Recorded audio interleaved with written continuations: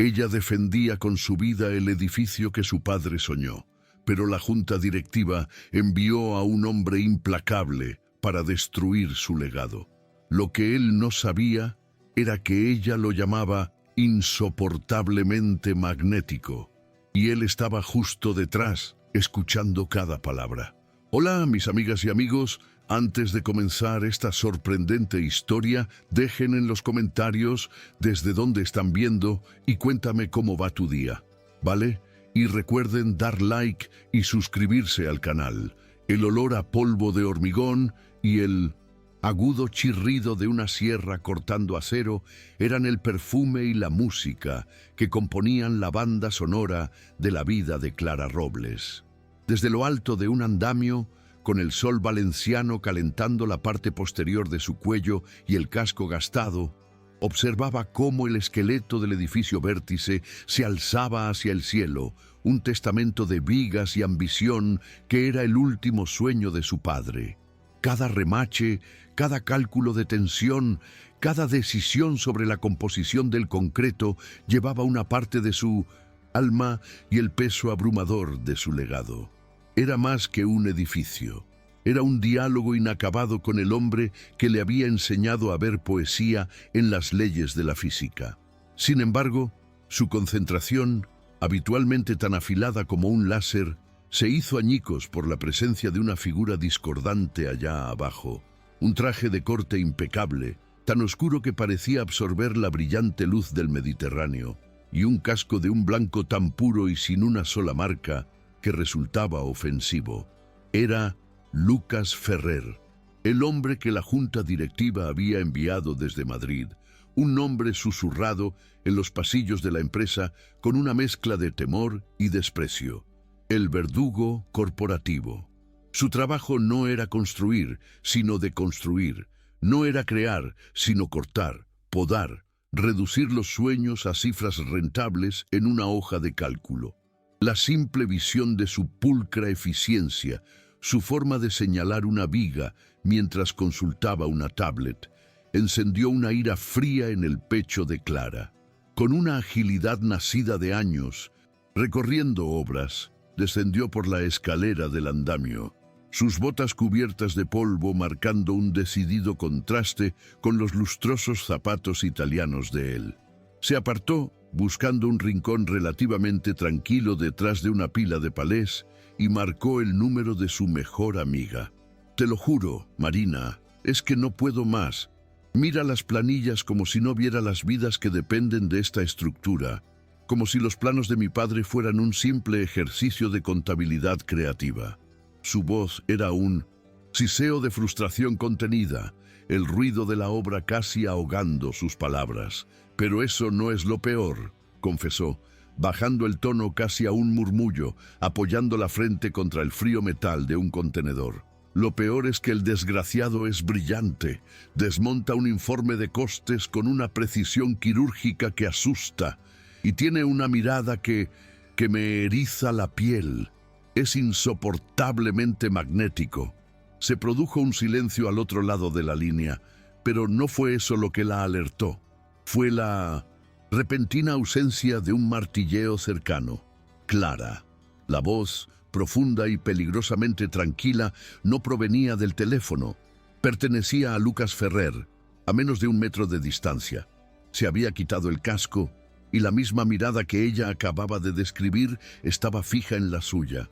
Una tormenta insondable de sorpresa, algo parecido a la irritación, y otra cosa, algo más profundo y alarmantemente indescifrable que hizo que su corazón se detuviera en seco. El instante que siguió a sus palabras se extendió hasta el infinito, un vacío tenso y silencioso en medio del estruendo incesante de la construcción. Clara sintió cómo la sangre abandonaba su rostro, dejándola fría a pesar del calor sofocante de la tarde. El teléfono seguía pegado a su oreja. La voz lejana de Marina preguntando, «¿Clara? ¿Estás ahí?» Era un eco de un mundo que había dejado de existir. Sus ojos estaban anclados en los de Lucas Ferrer, un abismo de color avellana que en ese momento no reflejaba al pragmático director de Minutos. operaciones, sino a un hombre genuinamente sorprendido, cuya máscara de control corporativo se había agrietado por una fracción de segundo. Él sostenía su casco blanco inmaculado en una mano, mientras que la otra estaba metida en el bolsillo de su pantalón, un gesto que podría haber sido casual si no fuera por la tensión visible en su mandíbula. Clara cerró la llamada sin despedirse, su pulgar torpe al pulsar la pantalla. Quería que la tierra se la tragase, que una de las grúas gigantes la levantara y la depositara en otra ciudad, en otra vida donde no acabara de cometer el mayor error profesional y personal imaginable. Señor Ferrer, yo no sabía que estaba ahí, balbuceó, las palabras tropezando unas con otras. Un patético intento de reconstruir una dignidad que se había pulverizado. Él no sonrió, no frunció el ceño, simplemente la observó, y esa neutralidad era casi peor que la ira. «Es evidente», respondió él, su voz un barítono controlado que, sin embargo, parecía vibrar con una corriente subterránea. «Ha sido una descripción muy gráfica, señorita Robles, insoportablemente magnético», repitió sus propias palabras como si las estuviera probando, analizándolas en busca de algún significado oculto, y cada sílaba fue una pequeña tortura para Clara. Ella se irguió, la humillación dando paso a una oleada de orgullo defensivo. Era la ingeniera jefa, la guardiana de aquel lugar, y no se dejaría intimidar. Mis conversaciones privadas, por muy poco profesionales que hayan sido en este caso, no forman parte de su auditoría. Si me disculpa, tengo que supervisar la prueba de tensión de los anclajes del sector oeste. Se giró para marcharse, pero su voz la detuvo de nuevo, esta vez más afilada. Su conversación, señorita Robles, acaba de convertirse en un factor relevante, sobre todo la parte de mi supuesta ignorancia sobre las vidas que dependen de esta estructura. Tendremos nuestra primera reunión de auditoría mañana a las 8 en punto en su oficina. Espero que venga preparada para defender cada céntimo de este proyecto, no solo con magnetismo, sino con datos irrefutables. La noche previa a la reunión fue una larga vigilia autoimpuesta. Clara se encerró en la oficina del sitio, un espacio prefabricado que olía a café rancio, ozono de la impresora de planos y a su propia ansiedad. Sobre la gran mesa de trabajo, extendidos como un mapa de su propio corazón, se encontraban los planos originales del edificio Vértice. A su lado, el objeto más sagrado de su universo personal, el diario de su padre.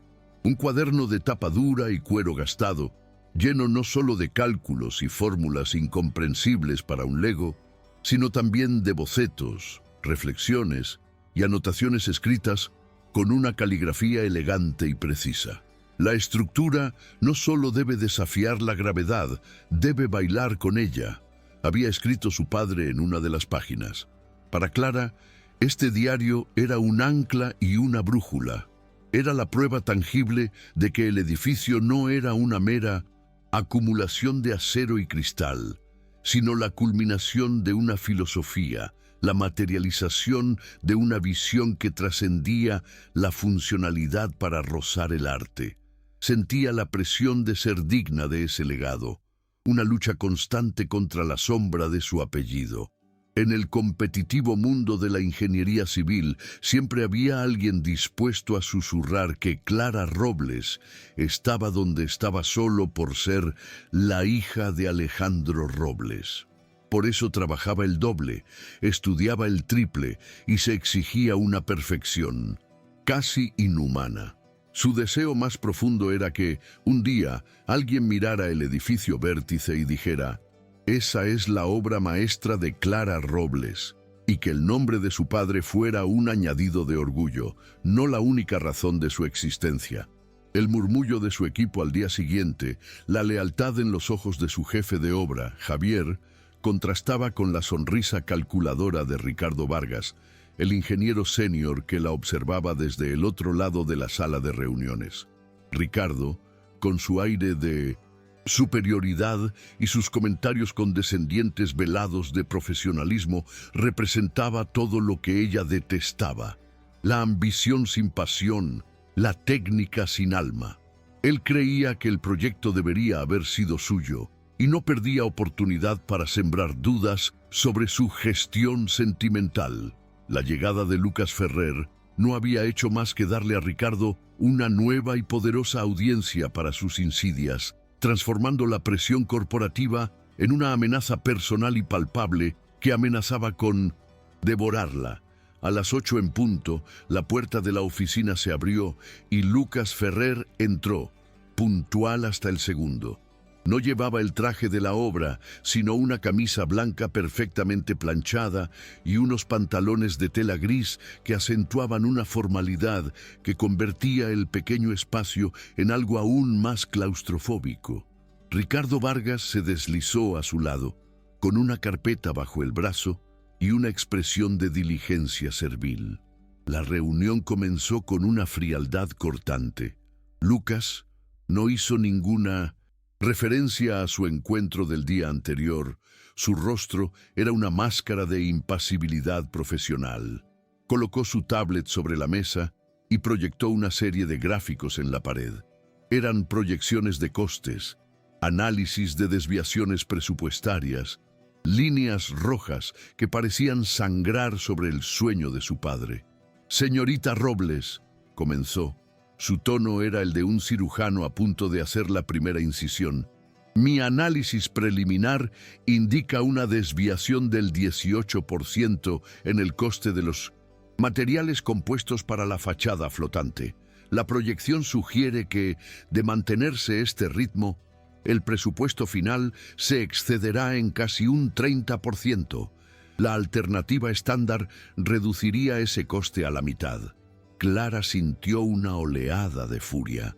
La fachada flotante era el corazón estético y estructural del edificio, una innovación que su padre había diseñado para optimizar la eficiencia energética y crear un efecto visual único. «La alternativa estándar, señor Ferrer», replicó ella. Su voz firme, a pesar del latido acelerado de su corazón, aumentaría el peso total de la estructura en 12 toneladas por planta, lo que requeriría un refuerzo en los cimientos que no está presupuestado y que, irónicamente, costaría más a largo plazo. Además, el compuesto que elegimos tiene una vida útil estimada 50 años superior y reduce los costes de climatización en un 20% anual. El legado de mi padre no es un capricho, es ingeniería de vanguardia. Cada euro que usted ve como un exceso, yo lo veo como una garantía contra el fracaso y una inversión en sostenibilidad. Presentó sus propios datos, simulaciones de carga, informes de durabilidad, análisis de eficiencia energética. Por cada cifra roja de Lucas, ella tenía una respuesta, un dato técnico, una justificación basada en la ciencia, no en el sentimiento. Ricardo intervino, su voz untuosa llenando el silencio tenso. Quizás, si se hubiera considerado una fase de prototipado más conservadora, podríamos haber identificado materiales más eficientes. La pasión es un gran motor, pero a veces nos ciega ante la realidad del mercado. Clara lo fulminó con la mirada, pero fue la reacción de Lucas la que la sorprendió. Él levantó una mano para silenciar a Ricardo, sin apartar los ojos de Clara. Por un instante vio un destello de algo en su mirada. No era acuerdo, pero era respeto.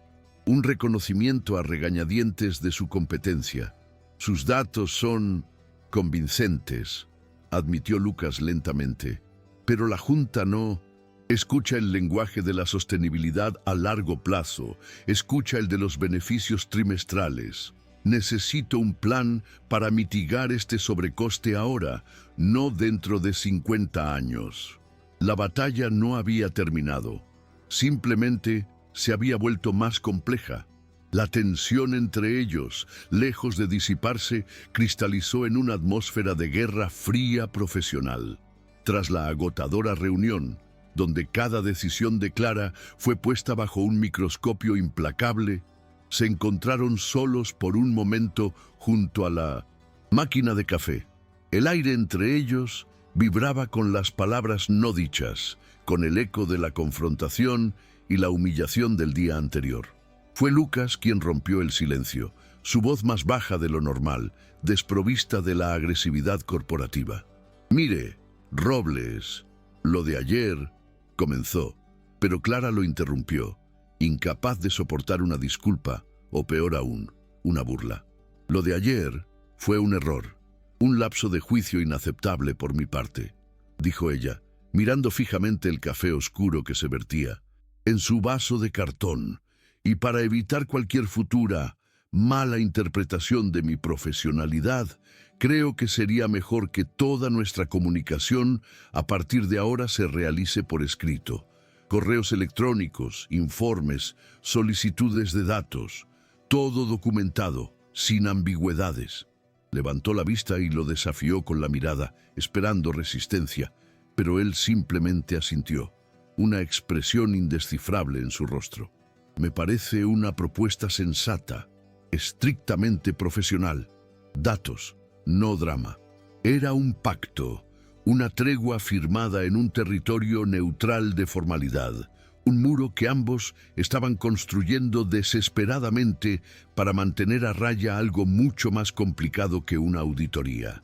Sin embargo, las paredes en una obra en construcción son, por naturaleza, permeables. Unos días más tarde, una solicitud urgente de la junta directiva los obligó a quedarse hasta tarde, mucho después de que el último obrero se hubiera marchado y el silencio cayera sobre el esqueleto del edificio. Tenían que revisar y consolidar los planos estructurales con el nuevo presupuesto ajustado para la mañana siguiente. La oficina se sentía diferente por la noche, un oasis de luz en medio de la vasta oscuridad de la estructura a medio construir. Durante horas trabajaron en un silencio casi absoluto, roto solo por el clic de los teclados y el susurro del papel de los planos al ser desenrollados. La frustración crecía a medida que un software de modelado 3D se negaba a procesar un cambio complejo en la curvatura de la fachada. «Maldita sea», masculló Clara, frotándose los ojos cansados. «Este programa tiene menos lógica que un político en campaña». Para su sorpresa, una sonrisa fugaz tiró de la comisura de los labios de Lucas. «Mi padre decía que la única diferencia entre la ingeniería y la magia negra era que los ingenieros al menos fingían tener una explicación racional cuando algo explotaba». Clara lo miró, sorprendida por la inesperada confidencia y el destello de humor seco. Una pequeña risa se le escapó, un sonido genuino y espontáneo que pareció sorprenderla a ella misma. «El mío decía que un pesimista construye un búnker, pero un ingeniero optimista es el que diseña un rascacielos. Supongo que mi padre era un optimista incurable». Por primera vez se miraron no como adversarios, sino como dos personas unidas por un lenguaje común de estrés, plazos imposibles y quizás la herencia de padres soñadores. El muro que habían construido tan cuidadosamente acababa de mostrar su primera grieta. La tregua tácita, nacida de la fatiga compartida y un humor inesperado, se extendió por el resto de la noche. Descubrieron un ritmo de trabajo sorprendentemente eficaz, sus habilidades complementándose de una manera que ninguno de los dos hubiera anticipado. La mente financiera y estratégica de Lucas identificaba los cuellos de botella presupuestarios, mientras que el genio técnico de Clara ideaba soluciones estructurales que a menudo resultaban no solo más seguras, sino también, a largo plazo, más económicas, validando su defensa inicial en la reunión. Se movían por la oficina, ahora convertida en su santuario nocturno, compartiendo un termo de café y discutiendo sobre la resistencia a la tracción de las aleaciones de titanio con la misma facilidad con la que otros hablarían del tiempo. Clara se encontró observándolo cuando él no se daba cuenta, fascinada por la intensidad de su concentración, por la forma en que su ceño se fruncía al analizar una compleja proyección de flujo de caja. Se dio cuenta de que su inteligencia, la misma que había descrito a Marina como aterradora, era también profundamente atractiva cuando no estaba dirigida contra ella. Lucas, por su parte, se vio cautivado por la pasión que irradiaba de Clara. No era una pasión ciega y sentimental, como Ricardo había insinuado, sino una devoción informada, una comprensión casi simbiótica de la estructura que estaba creando. La veía trazar líneas en un plano con una mano firme y segura, explicando conceptos de ingeniería complejos con una claridad y una elegancia que eran, a su manera, una forma de arte. La admiraba, y esa admisión silenciosa lo inquietaba profundamente, porque la admiración era una emoción que había enterrado hacía mucho tiempo, junto con los restos de la empresa de su propia familia, destruida por un proyecto de ensueño muy parecido a este. Terminaron el informe justo cuando los primeros rayos del alba teñían de rosa el cielo sobre Valencia, iluminando la silueta de 1200. Su edificio. El silencio que cayó entre ellos estaba lleno de una nueva conciencia, una mezcla de agotamiento, satisfacción y una tensión que ya no era puramente profesional. Se quedaron de pie junto a la enorme maqueta del edificio Vértice, una réplica perfecta y en miniatura de su campo de batalla y ahora de su terreno común. Va a ser increíble, dijo Lucas, su voz apenas un susurro, rompiendo el hechizo. Sus ojos no estaban en la maqueta, sino en Clara, cuyo rostro estaba iluminado por el resplandor de la lámpara de escritorio y la suave luz del amanecer. Mi padre siempre decía que no construía edificios, sino que esculpía el horizonte, respondió ella, su mirada perdida en la intrincada estructura en miniatura. Quería dejar algo que hiciera que la gente levantara la vista y se sintiera un poco menos atada al suelo.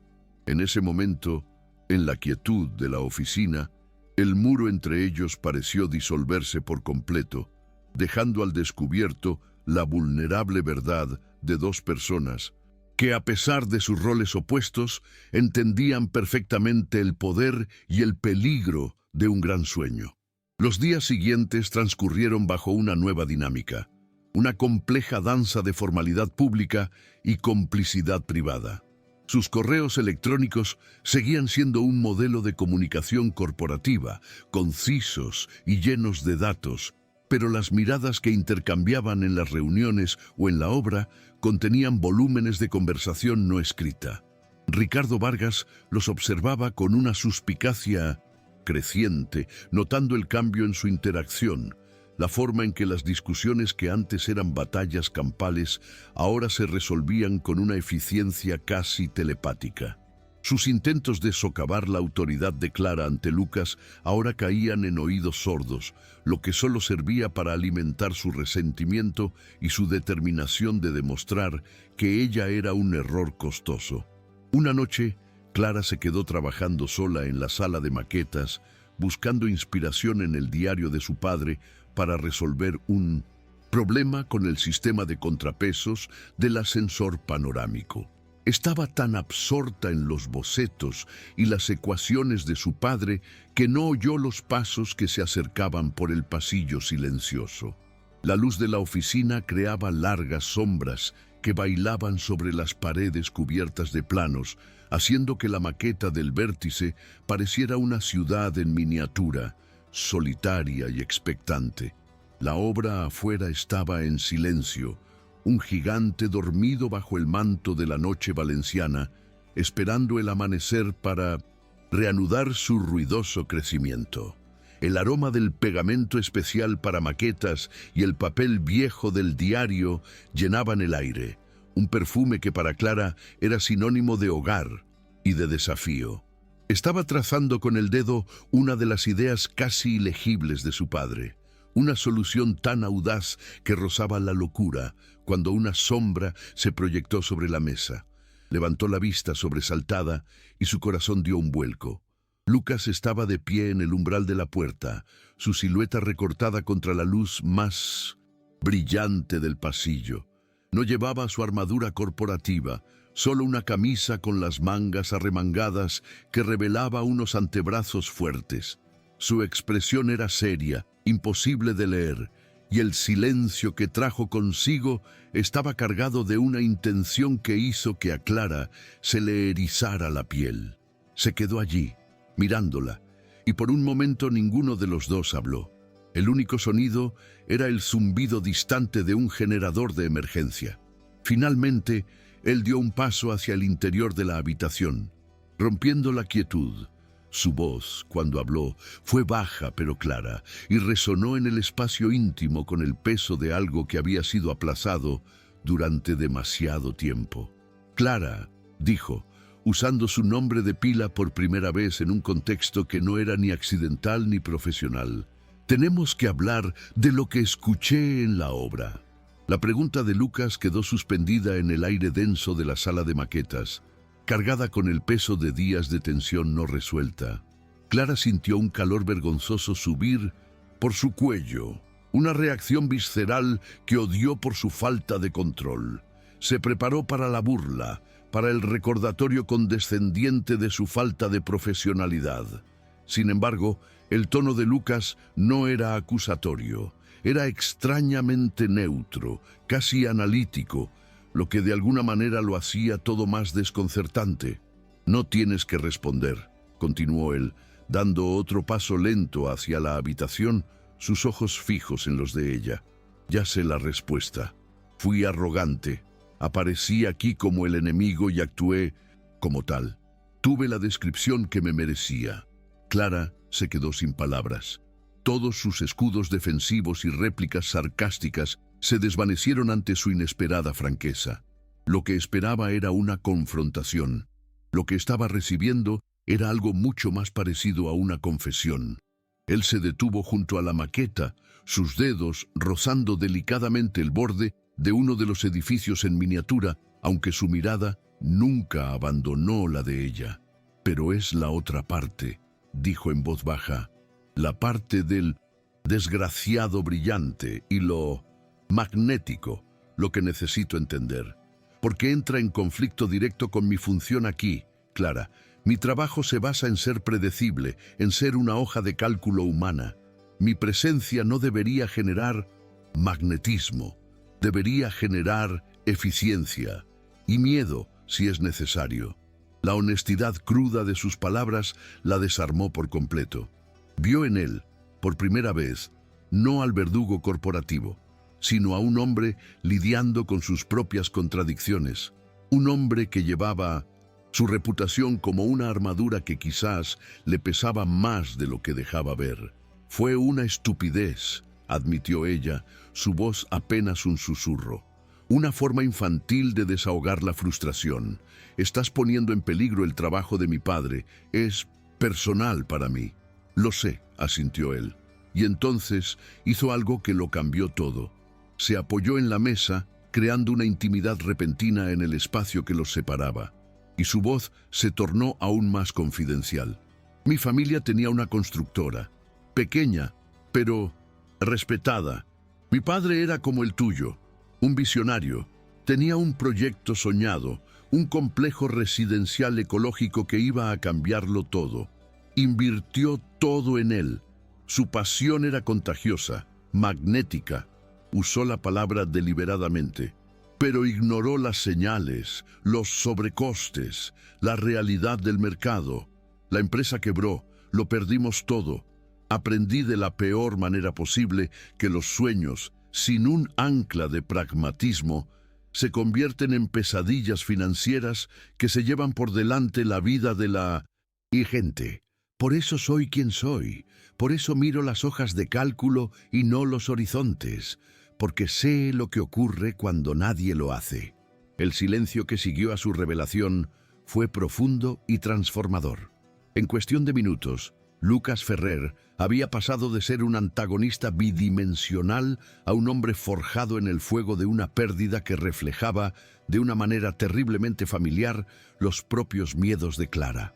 La armadura de pragmatismo implacable que él vestía no era una elección, sino una cicatriz. Ella lo comprendió con una claridad abrumadora. Su cinismo no nacía de la falta de pasión, sino del terror a sus consecuencias. Dejó el diario de su padre sobre la mesa y se acercó un poco más, su lenguaje corporal suavizándose, perdiendo la rigidez defensiva. «Lo siento», dijo, y las palabras eran absolutamente sinceras. «No tenía ni idea. Para mí, este edificio es la única forma de mantener vivo el sueño de mi padre. Para ti, es un recordatorio del sueño que destruyó al tuyo». Sus miradas se encontraron sobre la réplica perfecta del edificio Vértice, y la estructura en miniatura se convirtió de repente en un símbolo de su conflicto compartido, de la batalla universal entre la visión y la viabilidad. Lucas exhaló lentamente, un suspiro que parecía llevar el peso de años de control reprimido. «No quiero destruir el legado de tu padre, Clara, pero no puedo permitir que se convierta en una repetición de mi propia historia. Por eso tengo que cuestionarlo todo, cada factura, cada decisión». «Entonces no me trates como a una niña sentimental que juega con la herencia de papá», replicó ella, recuperando parte de su fuego. Pero esta vez no era ira, sino una petición de igualdad. «Trátame como la ingeniera jefa de este proyecto. Desafía mis datos, no mi dedicación». Él la observó durante un largo momento, su expresión seria. Luego asintió. «De acuerdo, sin más suposiciones, solo hechos». Extendió la mano, no para un apretón formal, sino en un gesto abierto, una invitación a una nueva clase de alianza. «Empecemos de nuevo. Soy Lucas Ferrer y estoy aquí para asegurar que el edificio Vértice no solo sea una obra maestra de la ingeniería, sino también un éxito rotundo que no deje víctimas a su paso». Clara vaciló solo un instante antes de poner su mano en la de él. Su piel era cálida y firme, un contraste tangible con la frialdad que él solía proyectar. «Soy Clara Robles», respondió, «y voy a demostrarte que la genialidad y la rentabilidad no tienen por qué ser enemigas». En ese apretón de manos, algo fundamental cambió. El campo de batalla se convirtió en una mesa de negociación, y el muro entre ellos se transformó en un puente, frágil y recién construido, pero un puente al fin y al cabo. Aquel nuevo entendimiento redefinió por completo su forma de trabajar. Las reuniones, aunque seguían siendo rigurosas, perdieron su filo antagónico y se convirtieron en sesiones de resolución de problemas increíblemente productivas. Clara, sintiéndose respetada y no juzgada, se abrió de una forma que nunca antes había hecho. Una tarde, mientras revisaban los planos del sistema de climatización, ella lo llevó a un rincón de la oficina y abrió el diario de su padre en una página específica. «Mira», le dijo señalando un boceto complejo, «la mayoría de los sistemas de ventilación en rascacielos luchan contra la convección natural. Mi padre diseñó esto para que la aprovechara. Es un sistema de respiración. Los conductos se contraen y expanden mínimamente con los cambios de temperatura, creando un flujo de aire constante. Es más caro de instalar, sí, pero Lucas, esto reduce el consumo energético en un 40%, no en un 20%, como decían mis proyecciones conservadoras. Me daba miedo presentar la cifra real». Lucas estudió el dibujo, su mente analítica, procesando la información a una velocidad vertiginosa. Se quitó las gafas, un gesto que Clara empezaba a asociar con una profunda concentración, y se frotó el puente de la nariz. «Clara, esto es revolucionario. Si podemos documentar y probar estas cifras, podría renegociar todo el paquete de financiación con los inversores, presentándolo no como un edificio, sino como una nueva clase de activo inmobiliario verde. Podríamos conseguirles beneficios fiscales. El coste inicial dejaría de ser un problema para convertirse en un argumento de venta. Ella lo miró asombrada. Él no solo la había escuchado, sino que había traducido instantáneamente su genialidad técnica al único idioma que la junta directiva entendía: el dinero. Por primera vez sintió que no estaba sola en la lucha. Sin embargo, una sombra de inquietud comenzó a deslizarse en su mente. Unos días antes había encontrado una nota de cálculo en su escritorio, correspondiente a las mediciones de una de las vigas maestras, con un pequeño error de transcripción. No era grave y lo corrigió al instante, asumiendo que había sido un descuido suyo por el cansancio. Pero lo extraño era que la nota parecía haber sido movida, y la caligrafía de uno de los números, aunque muy parecida, no se sentía del todo como la suya.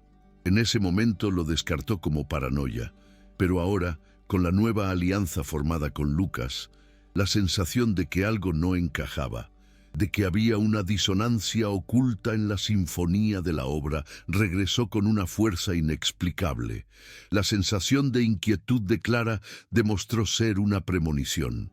Lucas, en su misión de entender cada euro gastado, comenzó una auditoría profunda de los informes de suministro y control de calidad, un área que hasta ahora solo había revisado superficialmente.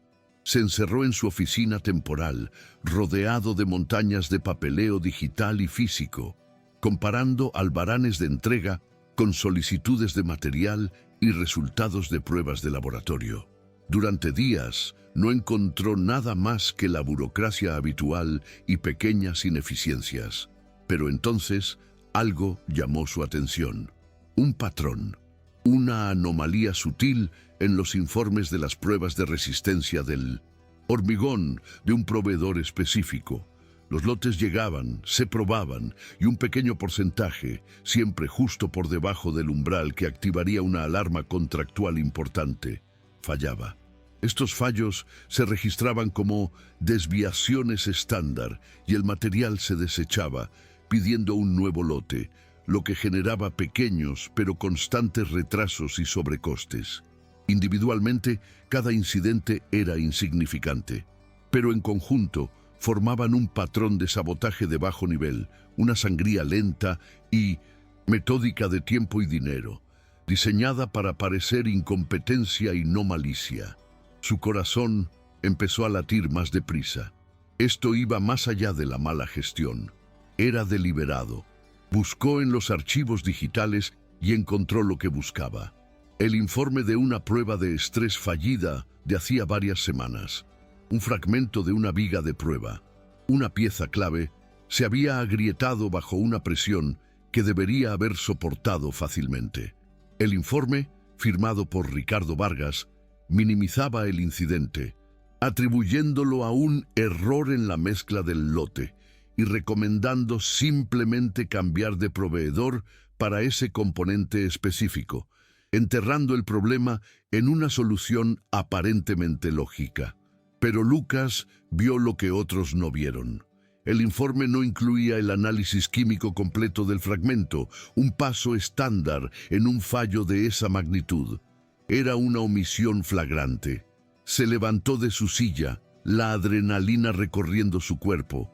No fue a la junta directiva, no llamó a sus superiores en Madrid. Su instinto, un instinto que ahora confiaba en Clara tanto como en sus propias cifras, le dijo que solo había una persona con la que podía hablar de esto. Cogió su tablet, donde había descargado el informe incompleto, y salió de su oficina, cruzando el bullicioso patio de la obra con una determinación férrea. Encontró a Clara en el laboratorio de pruebas de materiales, supervisando precisamente una prueba de compresión. La apartó de su equipo con una mirada urgente. «Necesito hablar contigo», dijo, su voz tensa. «Fuera de aquí, es sobre los informes de materiales. ¿Un café lejos de oídos indiscretos?» La seriedad de su tono no dejaba lugar a dudas. No era una invitación casual, era una citación. Se encontraron en una pequeña cafetería a varias calles de la obra, un local anónimo donde el ruido de la construcción era solo un murmullo lejano. La normalidad del lugar, el aroma a café recién hecho y el sonido de las tazas contrastaba violentamente con la tensión que emanaba de Lucas. Tan pronto como se sentaron en una mesa apartada, él le pasó su tablet. «Lee esto», ordenó, su voz apenas un susurro.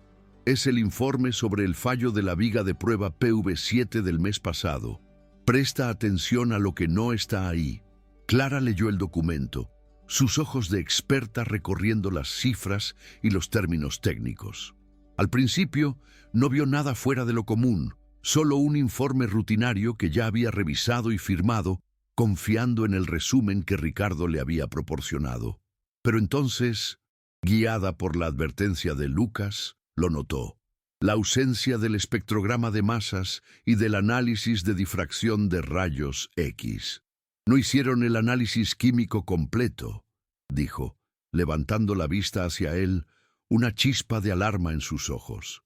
«Ricardo me dijo que el laboratorio externo estaba saturado y que, como el fallo era claramente por un error de mezcla, no era necesario para no causar más retrasos. Dijo que se encargaría». Lucas negó con la cabeza, su expresión sombría. «No fue un error de mezcla. He estado revisando los informes de todos los proveedores. Hay un patrón de fallos menores, de material defectuoso, todo lo suficientemente pequeño como para pasar por mala suerte o un control de calidad deficiente. Pero siempre le cuesta dinero y tiempo al proyecto. Alguien está introduciendo deliberadamente debilidades en la cadena de suministro para hacer que tu gestión parezca incompetente y derrochadora». Clara sintió un escalofrío recorrerla. Las piezas encajaron de golpe. La nota de cálculo alterada en su escritorio, la constante sensación de ir un paso por detrás, los comentarios insidiosos de Ricardo. «Esto no es mala gestión, Clara», continuó Lucas, inclinándose sobre la mesa, su intensidad creando una burbuja de privacidad a su alrededor. «Alguien está saboteando el proyecto desde dentro». El mundo pareció detenerse. La revelación no solo confirmaba sus peores temores, sino que los magnificaba. No se trataba solo de la presión corporativa o de su propia capacidad. Había un enemigo activo, invisible, que trabajaba desde las sombras para destruirla a ella y al legado de su padre. Estaban en un peligro mucho mayor de lo que habían imaginado. Ahora, no eran solo un ingeniero y un auditor, eran aliados secretos en una guerra silenciosa por el alma del edificio vértice. La adrenalina de la revelación, mezclada con la gratitud abrumadora de que él hubiera confiado en ella, creó una corriente eléctrica entre ellos. En el pequeño y anónimo café, rodeados de extraños, se miraron y supieron que habían cruzado un punto de no retorno. La vuelta a la obra fue silenciosa, ambos perdidos en sus pensamientos, procesando la enormidad de lo que acababan de descubrir. La cacofonía habitual de la construcción sonaba ahora diferente, casi amenazadora. Cada martillazo, cada orden gritada, cada movimiento de la grúa podía ser parte de la rutina o una pieza más del plan de un saboteador. Ya no confiaban en nadie más que en el otro. Se dirigieron directamente a la oficina de Clara, cerraron la puerta y bajaron las persianas, creando una fortaleza improvisada contra el mundo exterior. «Tiene que ser Ricardo», dijo Clara finalmente. La certeza en su voz era dura como el acero. «Siempre ha querido este proyecto. Cada fallo, cada retraso, lo ha utilizado para insinuar que soy demasiado sentimental para el trabajo. Está construyendo un caso contra mí, ladrillo a ladrillo defectuoso». Lucas caminaba de un lado a otro de la pequeña habitación, su mente trabajando a toda velocidad. «Estoy de acuerdo. Es el sospechoso más lógico. pero no tenemos pruebas. Acusar a un ingeniero senior de sabotaje sin una evidencia irrefutable sería un suicidio profesional. Nos destruiría a ambos y probablemente paralizaría el proyecto indefinidamente. La junta directiva odia los escándalos más que las pérdidas. Se detuvo frente a ella, la frustración y la intensidad brillando en sus ojos. Necesitamos encontrar esa prueba, algo que no pueda explicar.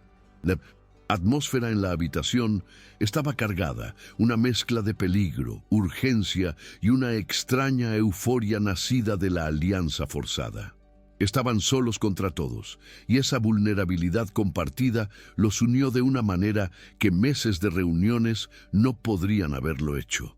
La proximidad, el secreto, la adrenalina, todo convergió en un momento de pura combustión. Lucas se acercó a ella, sus manos encontrando sus brazos como si necesitara anclarse. «Vamos a encontrarlo, Clara, juntos». Ella levantó la vista hacia él, su aliento atrapado en su garganta. Vio en su rostro no solo la determinación, sino también la preocupación, una preocupación genuina por ella. Y en ese instante, el torbellino de emociones se desbordó. No estaba segura de quién se movió primero, pero de repente sus labios se encontraron en un beso que no fue tierno ni dulce. Fue un beso desesperado, urgente, una colisión de dos mundos, el pragmatismo chocando con la pasión. Fue la liberación de toda la tensión acumulada, de la atracción prohibida, del miedo y de la repentina y abrumadora confianza. Cuando finalmente se separaron, jadeando, se quedaron mirándose, la magnitud de lo que acababa de suceder sumándose a la crisis que ya enfrentaban. Habían cruzado otra línea, una mucho más peligrosa y personal que la primera. Apenas habían tenido tiempo de procesar el beso y sus implicaciones cuando el ataque que temían se materializó, pero de una forma más astuta y pública de lo que habían previsto. A la mañana siguiente, mientras Clara dirigía una inspección de rutina en el piso 22, un fuerte estruendo metálico resonó en la estructura, seguido de gritos de alarma. Un pequeño andamio colgante, utilizado para la instalación de los paneles de la fachada, se había desprendido de uno de sus anclajes, quedando peligrosamente inclinado. Nadie resultó herido gracias a los arneses de seguridad, pero el incidente fue lo suficientemente visible y aterrador como para detener el trabajo en todo el sector. Clara corrió al lugar, su mente trabajando a toda velocidad, analizando la situación. Inmediatamente vio la causa. Un perno de anclaje, uno de los cientos de miles en el edificio, se había cizallado limpiamente. Demasiado limpiamente. Parecía un fallo por fatiga del metal, algo casi imposible en una pieza tan nueva. Sabía, con una certeza helada, que no era un accidente. Ricardo apareció a su lado en cuestión de minutos. Su rostro, una máscara de grave preocupación que no engañó a Clara en lo más mínimo. «Inaceptable, Clara. Simplemente inaceptable», dijo en un tono lo suficientemente alto como para que varios miembros del equipo lo oyeran. «Te lo advertí. Forzar los plazos, usar proveedores más baratos para cumplir con los nuevos recortes. Estas son las consecuencias. La seguridad es lo primero». Antes de que Clara pudiera replicar, de que pudiera señalar que ese proveedor había sido aprobado por el propio Ricardo, él ya se estaba alejando, con el teléfono en la oreja. «Sí, póngame con la dirección. Es Ricardo Vargas. Tenemos una emergencia de seguridad en el vértice. Sí, un fallo estructural. Creo que es hora de solicitar una auditoría externa inmediata. Fue un golpe maestro de manipulación. Creó un incidente de seguridad menor, lo suficientemente dramático como para causar pánico, pero sin heridos, que pudieran llevar a una investigación criminal. Y lo usó como pretexto para hacer exactamente lo que él quería: poner la gestión de Clara bajo un escrutinio oficial e ineludible. presentándose a sí mismo como la voz de la razón y la seguridad. Clara y Lucas se encontraron en la oficina una hora más tarde, la noticia del movimiento de Ricardo ya extendiéndose por la obra como un reguero de pólvora. «Es más listo de lo que pensaba», admitió Lucas con amargura. «Ha convertido su propio sabotaje en un arma contra ti. Ahora estamos a la defensiva». La sensación de victoria de su alianza secreta se evaporó, reemplazada por el sabor amargo de la inminente derrota. Sabían quién era el culpable, pero estaban atrapados en su red. La respuesta de la junta directiva fue tan rápida como brutal. Al final del día, llegó un correo electrónico oficial dirigido a todo el personal clave del proyecto Vértice. El asunto era frío e impersonal. Reestructuración temporal de la dirección del proyecto. Clara lo leyó en la pantalla de su ordenador. Cada palabra un golpe físico. El comunicado anunciaba que, a la luz del reciente incidente de seguridad y en espera de los resultados de 1200, una auditoría externa completa, la obra en las secciones superiores del edificio quedaba congelada. Y luego venía el golpe de gracia. Para garantizar la supervisión y el cumplimiento de los más altos estándares de seguridad durante este período de investigación, la ingeniera jefa Clara Robles pasaría a estar bajo la supervisión directa del ingeniero senior Ricardo Vargas, quien asumiría el control operativo de todas las decisiones críticas. Era una humillación pública, una moción de censura enmascarada de procedimiento corporativo. No la habían despedido, lo que habría sido más limpio. La habían encadenado, obligándola a presenciar cómo el hombre que estaba destruyendo el sueño de su padre tomaba las riendas, con la autoridad de la misma empresa que ella intentaba salvar. Lucas entró en su oficina sin llamar justo cuando ella terminaba de leer el correo por tercera vez, como si esperara que las palabras cambiaran. Vio la pantalla por encima de su hombro y una maldición escapó de sus labios. «Lo han hecho», dijo, su voz cargada de una ira fría. «Le han entregado el proyecto». Clara no respondió. Se quedó mirando la pantalla, el cursor parpadeando al final del texto, como un latido burlón. Sentía una mezcla de rabia impotente y una desesperación tan profunda que amenazaba con ahogarla. Ricardo había ganado. No solo la había puesto en jaque, sino que había conseguido que la propia junta le entregara el tablero de juego.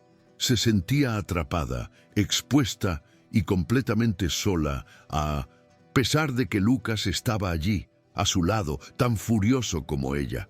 La puerta de su propia oficina ya no se sentía como suya.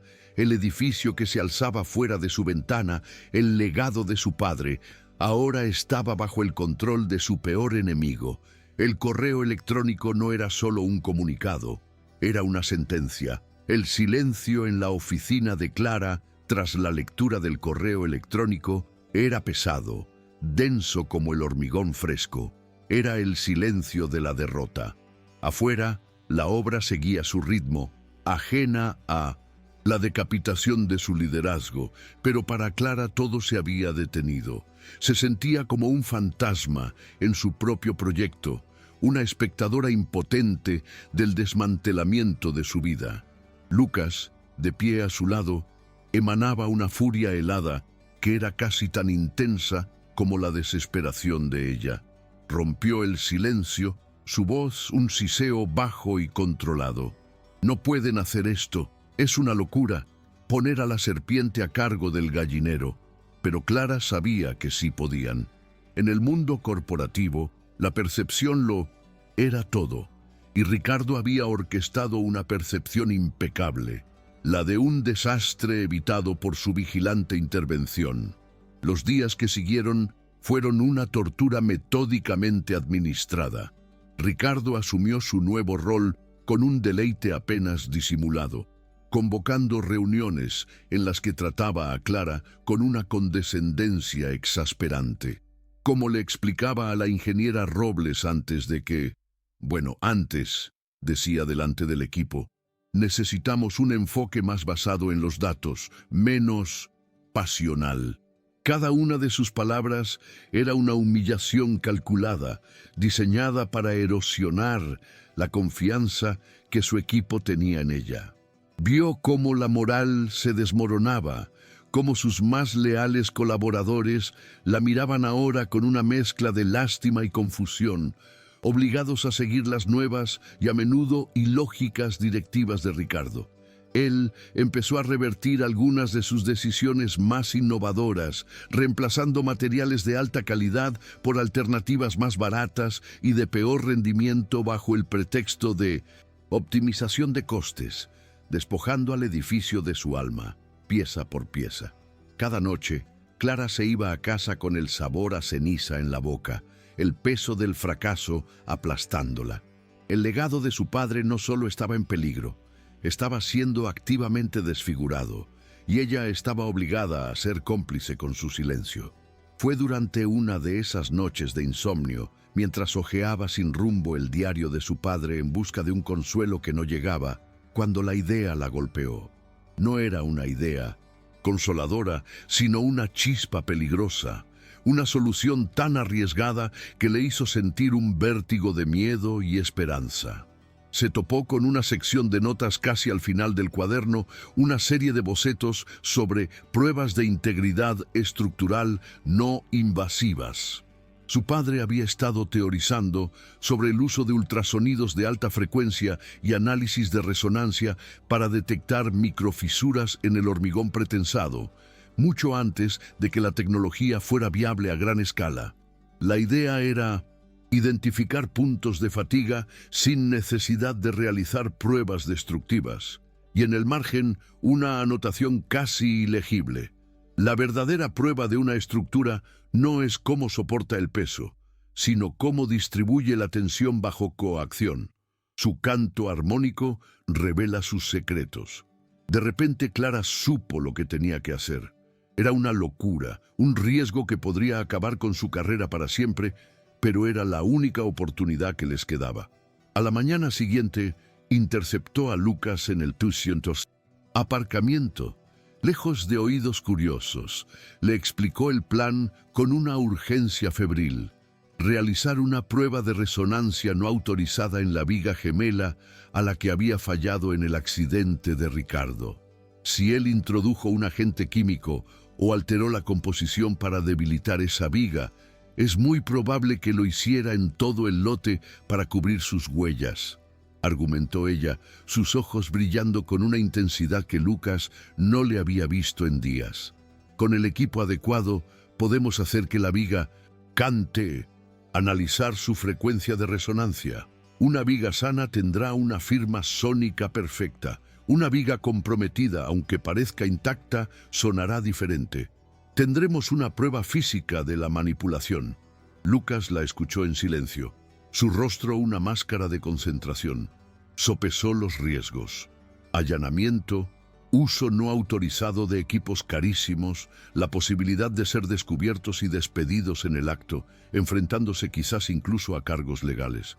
Pero luego miró a Clara y vio en ella no solo la desesperación, sino la brillantez indomable que se negaba a ser extinguida. La decisión estaba tomada. «Esta noche», dijo él, su voz firme, «necesitaremos desviar al guardia de seguridad, y yo sé exactamente cómo hacerlo». Esa noche, la obra se sentía como un territorio enemigo. La luna llena bañaba el esqueleto del edificio con una luz plateada y fantasmal, creando sombras que se movían y engañaban a la vista. Lucas, utilizando su conocimiento de los protocolos de seguridad de la empresa, había llamado al guardia nocturno, haciéndose pasar por un ejecutivo de la central, enviándolo a una supuesta inspección de emergencia en el perímetro opuesto del vasto terreno, dándoles una ventana de tiempo muy ajustada. Entraron por una puerta de servicio, sus movimientos sigilosos y sincronizados, la adrenalina afilaba cada uno de sus sentidos. El silencio dentro de la estructura era sobrecogedor, un contraste absoluto con el estruendo del día.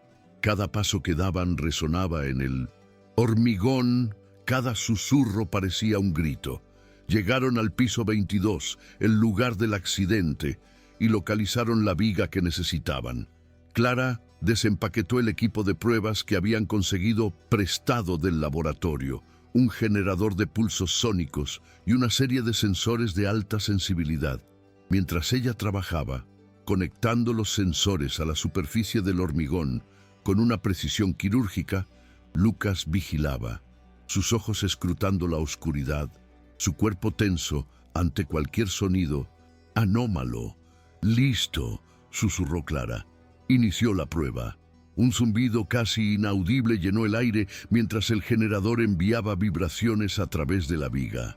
En la pantalla del portátil, una onda sinusoidal comenzó a dibujarse, el canto de la estructura. Durante varios minutos, la onda fue estable, limpia. El corazón de Clara se hundió. Quizás se había equivocado. Quizás todo era en vano. «Aumenta la frecuencia», instó Lucas en voz baja, su mirada fija en la pantalla. Clara obedeció. Y entonces lo vieron. A medida que la frecuencia aumentaba, una diminuta pero inconfundible distorsión apareció en la onda. Una fluctuación errática, una nota discordante en la sinfonía del hormigón.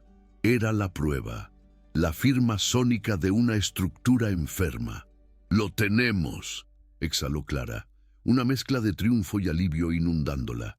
Estaba guardando los datos cuando, de repente, un destello de luz barrió el piso de abajo, seguido del sonido inconfundible de una puerta metálica al cerrarse. Se congelaron. El guardia había vuelto antes de tiempo, y en ese preciso instante, para empeorar las cosas, una alarma de seguridad, probablemente activada por su propia interferencia con el sistema eléctrico, comenzó a aullar en la noche, su estridente sonido rebotando en el acero y el hormigón, anunciando su presencia a todo el que pudiera escuchar. El pánico fue una oleada de hielo en las venas de Clara. La alarma era ensordecedora, una sentencia de culpabilidad a todo volumen. «Por aquí», siseó Lucas, agarrándola de la mano y tirando de ella hacia el hueco del ascensor de servicio, una de las pocas áreas que aún estaba en completa oscuridad. Se agazaparon detrás de una pila de materiales de construcción, sus corazones martilleando al unísono con la sirena. Oyeron los pasos apresurados del guardia de seguridad en el piso de abajo, el haz de su linterna cortando la penumbra. «¿Quién anda ahí?», gritó el guardia, su voz resonando en el edificio vacío. «¡La policía está en camino!». Clara cerró los ojos, el portátil con la única prueba que tenían apretado contra su pecho. Todo estaba perdido. Serían descubiertos, arrestados, humillados, el final de sus carreras. Pero Lucas permaneció increíblemente tranquilo. Puso un dedo en sus labios y señaló hacia arriba. Clara siguió su mirada y entendió.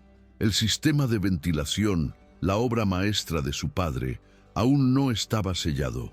Con un sigilo que no creía poseer, se movieron hacia la abertura.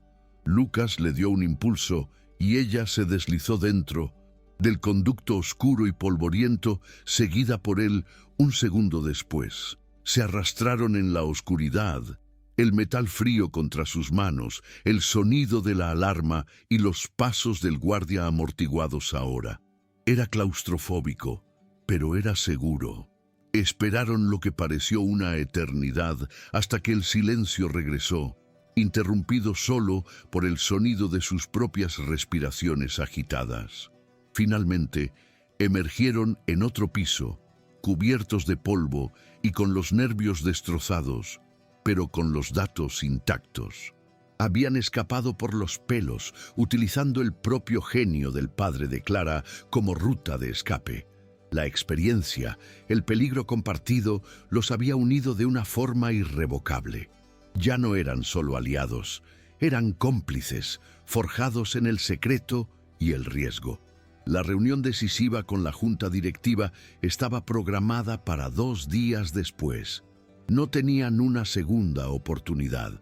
Tenían que hacer que ésta contara. La sala de juntas de la constructora era un santuario de cristal y caoba con vistas panorámicas a la ciudad, el lugar donde los sueños arquitectónicos eran aprobados o ejecutados. Ricardo Vargas estaba en su elemento, de pie, frente a la larga mesa donde se sentaban los ejecutivos e inversores, proyectaba un aire de confianza y autoridad. Sus diapositivas eran impecables, sus gráficos claros, su narrativa devastadora. Con una elocuencia metódica, presentó un informe detallado que pintaba a Clara como una gestora bien intencionada, pero peligrosamente negligente, cuyas decisiones sentimentales habían puesto en riesgo no solo el presupuesto, sino también la seguridad del personal. El informe de la auditoría externa, que carecía de la información sobre el sabotaje, parecía confirmar sus afirmaciones. La conclusión es ineludible, dijo. Su tono era grave y solemne. El proyecto Vértice requiere un liderazgo pragmático y centrado en la seguridad para llevarlo a buen término. Propongo una reestructuración completa del equipo y un nuevo plan de ejecución. Estaba a punto de recibir su coronación. En ese momento, la puerta de la sala de juntas se abrió. Clara y Lucas entraron. No había ira en sus rostros, solo una calma resuelta que captó la atención de todos. «Disculpen la interrupción», dijo Lucas, su voz tranquila pero con un filo de acero. «Pero hay una pieza de información crucial que no se ha incluido en la presentación del señor Vargas». Ricardo palideció ligeramente, pero se recompuso rápidamente. ¿Y qué podría ser eso? ¿Más teorías basadas en la intuición? Lucas sonrió, una sonrisa sin rastro de humor. No, datos. Conectó su portátil al proyector, reemplazando los pulcros gráficos de Ricardo por la imagen cruda de la onda sónica distorsionada. Esto, señoras y señores, es la firma acústica de una viga de hormigón que ha sido químicamente comprometida. Proyectó los análisis químicos que habían conseguido de una muestra del hormigón desechado, mostrando trazas de un aditivo que aceleraba la degradación. Expuso el patrón de fallos, la supresión de informes, la evidencia irrefutable de un sabotaje sistemático diseñado para crear exactamente la crisis que Ricardo había resuelto tan convenientemente. Un murmullo de conmoción recorrió la sala. La confianza de Ricardo se desmoronó, reemplazada por un pánico visible. «Esto es absurdo. Han falsificado estas pruebas», balbuceó. Pero la evidencia era abrumadora, y entonces, justo cuando la sala estaba sumida en el caos de las acusaciones, Clara dio un paso al frente. No se centró en Ricardo, se centró en el futuro. «El sabotaje es un hecho», dijo, su voz clara y firme, capturando la atención de todos. «Y ha creado una debilidad real en la estructura, pero también ha creado una oportunidad». Reemplazó los datos del sabotaje con los bocetos del diario de su padre y sus propias y pulcras simulaciones en 3D. Mi padre estaba desarrollando un concepto de esqueleto adaptativo. En lugar de simplemente reforzar las vigas comprometidas, podemos instalar un sistema de tendones, de tensión activa, controlados por sensores. Este sistema no solo contrarrestará la debilidad existente, sino que hará que todo el edificio sea más resistente a las cargas de viento e incluso a la actividad sísmica. Convertirá el punto más débil de la estructura en el más inteligente. Explicó la ingeniería, la ciencia, la visión, con una pasión y una claridad que dejó a la sala en silencio. «Y aquí está la mejor parte», concluyó, mostrando una última diapositiva.